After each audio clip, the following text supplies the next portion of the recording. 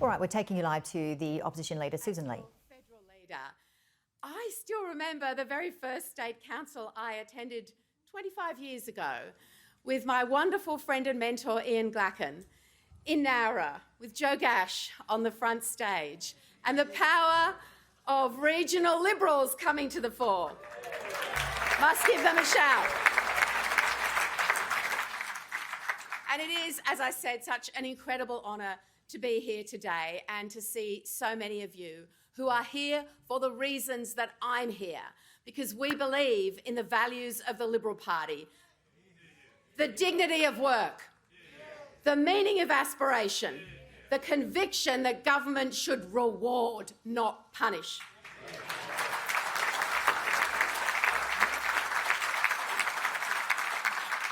And I still remember, as a candidate with no possible chance of winning, such is the beauty of Liberal Party democracy, you put your hand up and you fight for what you believe in, getting the caravan that I'd lived in as a shearer's cook out of the shed at the bottom of the hay paddock, putting Liberal Party logos all over it, hooking it up to my old Holden and driving up and down the Murray River and listening to the amazing people of this country. What an honour. So today, we're at the end of the parliamentary sitting year, and it has been a massive disappointment. What has this Albanese government delivered to the people of Australia? Nothing at all. But three things stand out: higher cost of living, higher power prices, and sadly, higher inflation, which means that families next year do not have an interest rate cut coming their way, and they quite possibly have an increase. And families in the lead up to Christmas are struggling. And can I tell you, when I leave here, when I leap off the stage and head to Tasmania to talk about forestry jobs, I have one thing in mind. There's a lot of people who are not getting a break this Christmas under the Albanese government. Shame on them. And what did we see on that last sitting day? We saw something called environmental laws. It's all very complicated to a lot of people, and it should be, because all it is green ink and red tape. But what it saw the rebirth of is the Labor-Greens alliance. It is back. It is back in force, and it is going to hold back the projects that we know this country needs. And you know what else it's going to do? It's not going to protect the environment. I want to make that very clear. It's going to hold back the one thing that will deliver our affordable, responsible energy plan: gas. And the reason why this is so important, members, is because many of you in this room are engineers, you understand the energy system. You know that Australians deserve affordable energy and responsible emissions reduction. We know that we can have both, but right now affordable energy must be a priority. But what have we got under Labor? A trifecta of failures. Prices going up, reliability going down, and emissions flatlining. How does that make any sense? So we know too that this government has set targets it cannot meet at a cost that Australians cannot afford. All for nothing. $75 billion spent so far on the renewable energy transition, and the Business Council estimates that just to get to the 2035 targets, an eye-watering $530 billion. But within that, $150 billion of industries and businesses and manufacturers going offshore. There has to be a better way. And this plan is coming to a train station, town hall, forum, market square near you over the summer months, because the fight that we are having for Australians is about energy affordability and responsible emissions reduction, but it's about something that I know everyone in this room understands in their DNA, and that is we have to be a country where you make things. Remember the Prime Minister and all that made in Australia? Remember all that? He doesn't say it quite so much now. Maybe some of you remember 18 months ago, there was this big Future Made in Australia push, $22 billion, With a government that's spending more and more of your money, there's always a big price tag. Anyway, I thought, I wonder how this is all going. I'll go on the Future Made in Australia website. I'll see who's getting this $22 billion. Well, the good news is, in one sense, no one is. But the bad news is that the number of projects funded under the Future Made in Australia, 0. Not a single one.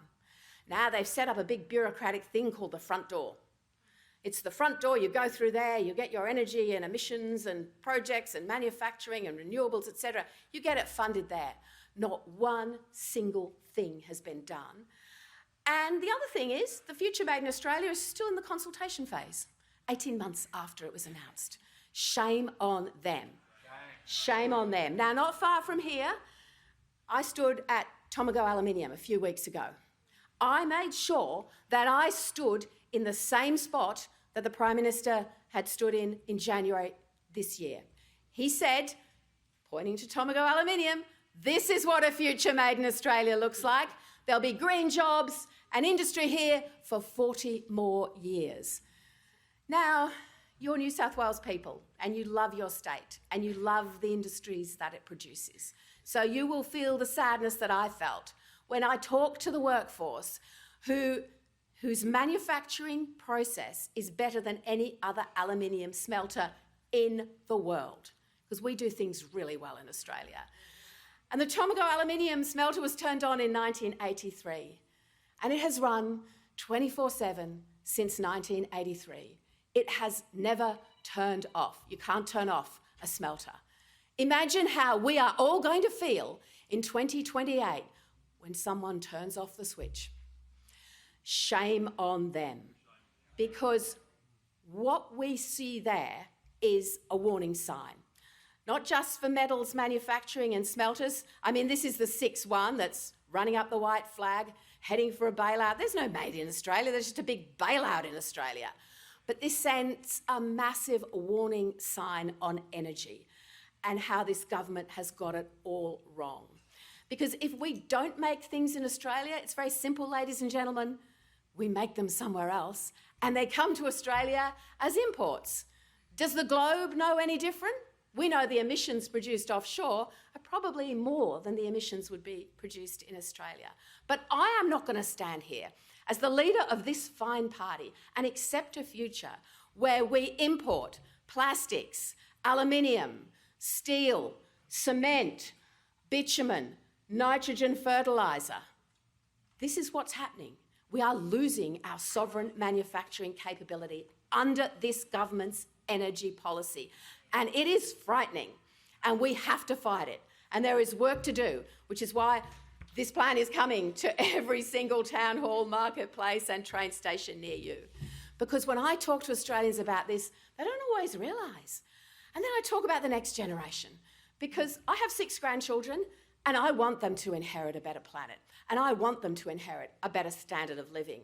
How dare this government talk about its so-called environmental credentials, as it did this week, you heard them, and say to the next generation of Australians, you will be poorer and worse off than your parents or grandparents. We will not stand by and let that happen, because that's where these policies, including energy, are heading. Back to the things we don't make in Australia anymore. It is absolutely shameful and shocking. And you can see what's happening to the price of houses. It's going up.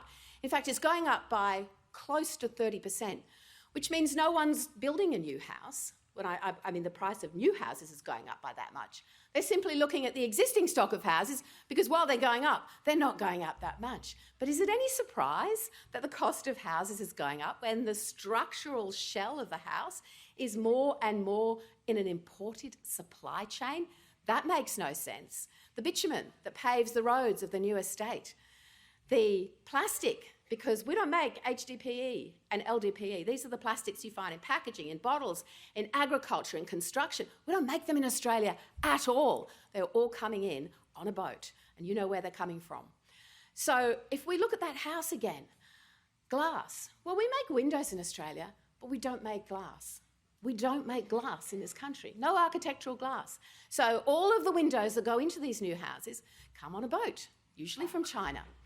And of course, that adds to cost, and sometimes we're not the first person in the supply chain. And as we saw during COVID, when the supply chain is disrupted, it gets pretty awful. And you all know I'm a pilot, so I'm interested in surfaces and bitumen, and we don't make runway grade bitumen in this country anymore. We import it all. If we had to build airports in a hurry, I don't know what we would do. We don't even have the IP and the operation to do that. And increasingly, more and more bitumen is coming on a supply chain imported in a warm sort of boat because you can't let it get cold. I despair. Cement. The building blocks, members, the building blocks of a modern civilised society are not made in Australia anymore. I looked at the port of Kwinana recently. They were making a big song and dance. They're opening some new terminal. Oh, I thought, what's going on here? They're importing clinker. You know, we make clinker, we used to make clinker here. What's in clinker? It's the ingredient of cement. Limestone and clay, and of course energy, gas or thermal coal. But no. Under this government's energy policy, the manufacturers are being punished for their emissions, so we're now building new import terminals to import clinker to make cement. The building blocks of a modern civilised society are not here anymore. They're on a supply chain from somewhere else. And ladies and gentlemen, if you just think of the precariousness of our economy on this alone, you know there is really something to fight for with this. I said to the Prime Minister this week, what happened to your Made in Australia? And I got no answer. I'm saving maybe the best till last because I'm a farmer, and hands up any farmers in this room. I can see Noel Wilson sitting over there and the great crew from Farrer. Well, imagine what the architects of the Green Revolution in the middle of last century would say if they knew the facts about nitrogen fertiliser, which contains urea, which of course uses a lot of energy. 80 to 90% of our nitrogen fertiliser is imported from the Middle East and other locations. Imagine the carbon miles on that trip. So we have food production put at stake. We are risking the real things that we do well in this country, and all for what? For an ideological target, a target that they can't meet at a cost Australians can't afford. And yes, we want responsible emissions reduction. And I've talked to young people, including my children's generation. I've said, yeah, I care about the next generation. I care about the planet. That's why I want emissions reduction to actually work, which is why our plan talks about that too. It's affordable energy and responsible emissions reduction. It's exactly what this government is not doing. Now, there's so much going wrong with the Albanese government right now, and it's not just energy policy. At the heart of the agenda that you see in front of you is something that is, of course, the biggest spending since Whitlam, and by comparison, maybe even bigger than that. And again, I've talked, some of the statements I've made so far, the very first one I made as leader was about how we manage the budget responsibly, how we live within our means. And I know a lot of younger Australians have got used to debt as being just a big number that doesn't really mean very much. But when you consider that we're spending $50,000 a minute in interest on the debt, on the national credit card, then you know they've got it all wrong. A $1.2 trillion debt in the 28-29 year. And I talked about empowerment versus dependency, because the country that I want to see Australia be, the country I know Australia really is not one where the citizens look to government and say, what can you do for us? It's one where the government says to the citizens, how can we empower you? How can we support you to be the generators of industry and growth and small business and the private sector and build a future for your families? How can we do that? But that's not what this government is doing. It's simply sitting there passively, borrowing more and more money, being very generous with borrowed money. Now, I also made a statement about personal income taxes going down, and that's a solid commitment that I have made, because it comes from my own experience. And many of you know that when I was learning to fly, I did several jobs. I was pretty interested. By the time I got to the second and third job, the tax rate was sort of through the roof. And I thought, I'm not keeping more of what I earn. What's going on here? And then I went to work in the shearing sheds of Western Queensland and saved all my money. My husband and I saved all our money for a start on the family farm. And we loved to see that little nest egg grow, but then we saw it attacked by a very high tax rate. But it is about reward for effort. It is about a government that rewards its citizens, doesn't punish them. So every time you see the government talk about a generous piece of new spending, borrowing more of your money, you can know that we will allocate it to either budget repair or lower personal income taxes. That's my commitment.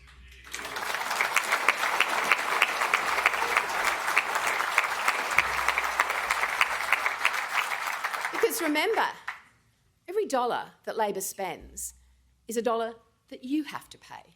And I want to put that dollar back in your pocket. So you decide. So you decide what you spend it on. Because you know what? When you decide what you spend it on, you do a whole lot better than the government does. And so many of you, and I'm so grateful because I know your experience in small business, and that's taught me a lot. My small business was a farm, but there are many small businesses. They work incredibly long hours. They stand there with a smile on their face as a business proprietor from dawn to dusk. There's not that many people walking through the door with money to spend. We understand that. It's tough. But as one business owner said to me, then I get home and I have to do all this paperwork. And I don't understand, because if I could see the link between the paperwork and something, but I don't. And the feeling is that this government wants to punish me. This is what our wonderful small businesses say.